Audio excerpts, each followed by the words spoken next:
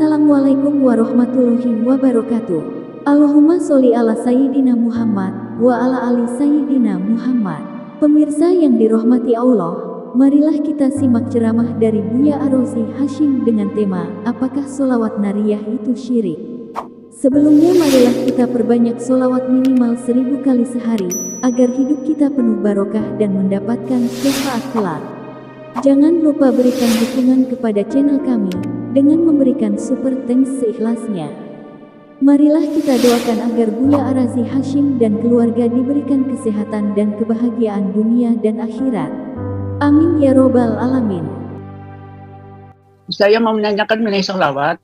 Itu ada beberapa macam sholawat. Ada yang namanya katanya sholawat nariyah. Itu katanya bid'ah. Bagaimana itu? Dan sholawat yang lain katanya banyak yang bid'ah. Kami mohon petunjuk. Assalamualaikum warahmatullahi wabarakatuh.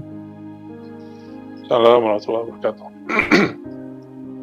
Bapak Ibu, semua lafaz sholawat itu Allah cintai dan Rasulullah sukai.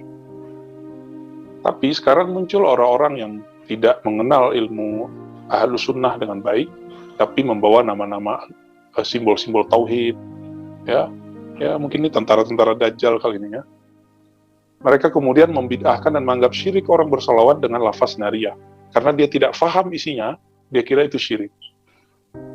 Bahkan menganggap orang kalau sholawat nariyah bisa bikin kesurupan gitu. Itu ya bagian dari fitnatul Dajjal juga ya, kekacauan yang disebutkan oleh para pembohong-pembohong ini yang berbaju-baju ustadz.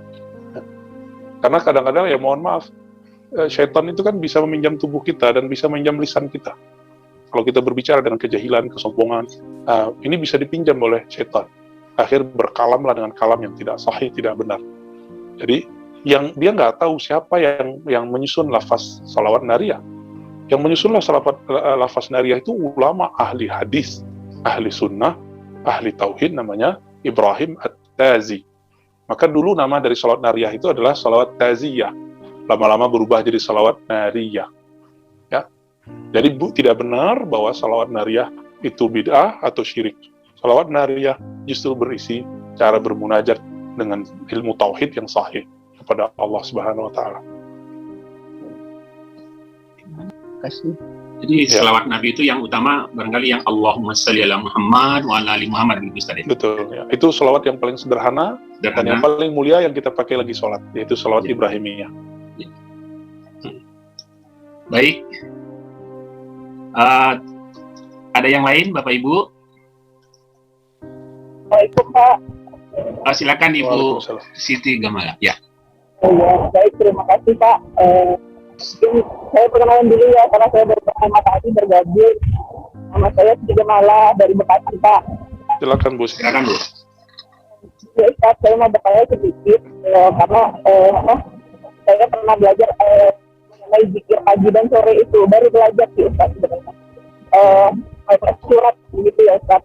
Tapi ada sebagian teman saya yang nggak mau, maksudnya nggak mengikuti itu gitu ya. Sebenarnya seperti apa sih kedudukannya zikir pagi dan sore itu Ustaz? Gitu. Iya.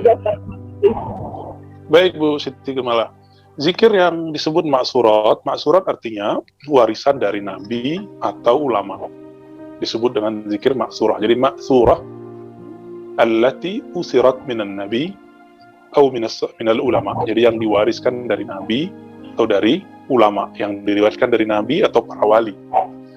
Nah, zikir maksurat yang ada sekarang itu yang ada yang masyhur di kalangan ulama, ada yang masyhur di kalangan awam.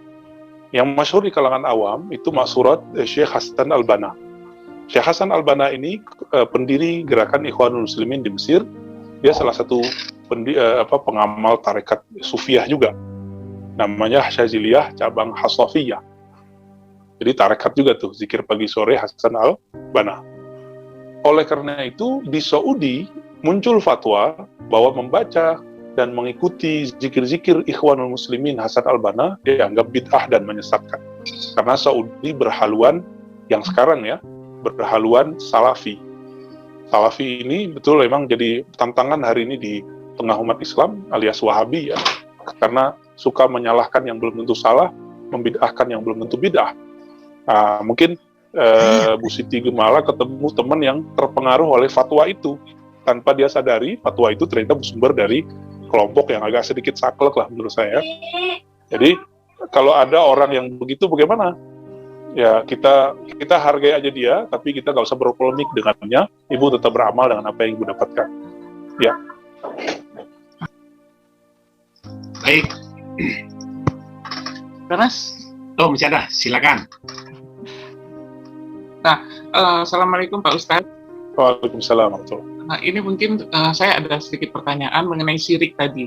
Saya pernah baca, syirik itu suatu dosa yang tidak bisa diampuni. Walaupun kita bertobat, tapi tobat mengenai sesuatu syirik itu tidak akan diterima. Apakah benar seperti itu? Dan saya pengen tahu syirik yang seperti apa, atau definisi syirik yang bagaimana. Karena kita sering dengar juga, kalau kita mempercayai sesuatu benda itu sakti, itu sering dibilang itu syirik. Apakah memang seperti itu tidak bisa diampuni, tidak bisa bertobat? Terima kasih Pak Ustadz. Assalamualaikum warahmatullahi wabarakatuh. Assalamualaikum. Ya, syirik ini terbagi dua. Ada syirik yang zahir, ada syirik yang batin, atau syirik yang jali, syirik yang khafi. Syirik yang nyata, syirik yang tersembunyi. Syirik ini sama aja, itu nggak bisa diampuni Allah. Tapi ketika syiriknya tersembunyi, maka tidak dianggap orangnya kafir atau musyrik secara mutlak, tapi dianggap dia munafik palingnya. Jadi syirik yang nyata itu membuat orang kafir, menyembah selain Allah, meyakini ada kekuatan selain kekuatan Allah, itu syirik yang nyata. Kalau syirik yang khafi seperti riya, ya, saya beribadah merasa dipandang atau memandang atau ingin dilihat orang, nah ini disebut syirik yang khafi. Ya, dan itu sembuhnya hanya bisa dengan menyebut nama Allah di kolbu. Ini pun Allah susah untuk memaafkannya kalau kita tidak bertobat. Ya. Makanya ada, mohon maaf, selevel ulama aja bisa su'ul khotimah kalau dia nggak punya zikir kolbu. Karena zikir kolbu ini nanti yang bisa membersihkan syirik-syirik yang ada dalam kolbu, di dalam hati. Ya. Nah, tapi ingat di luar sana ada yang tidak syirik dianggap syirik. Ya, nah, ini tidak benar ya.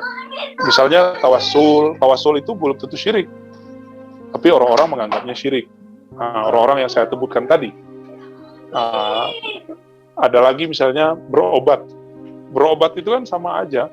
Mau berobat ke ahli doa atau berobat ke dokter, kalau kita meyakini si ahli doa, si dokter ini yang memberikan pengaruh, itu sudah syirik, itu sudah jali, sudah zahir. Meninggal itu susah, ya, udah musyrik deh jatuhnya.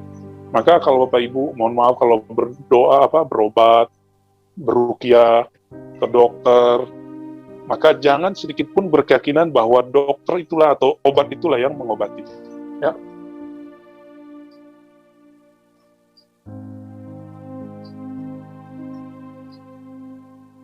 Gitu Pak, gitu Ibu Tri ya.